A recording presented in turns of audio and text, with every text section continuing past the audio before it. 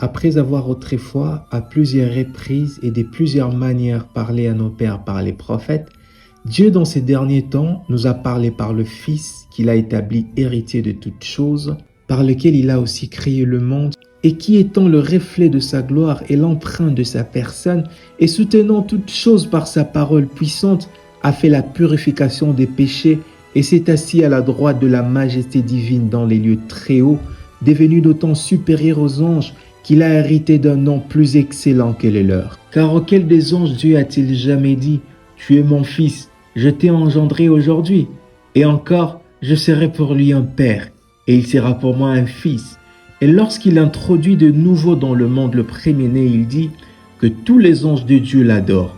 De plus, il dit des anges, celui qui fait de ses anges devant et de ses serviteurs une flamme de feu. Mais il dit au Fils, ton trône, ô Dieu, est éternel. Le sceptre de ton règne est un sceptre d'équité.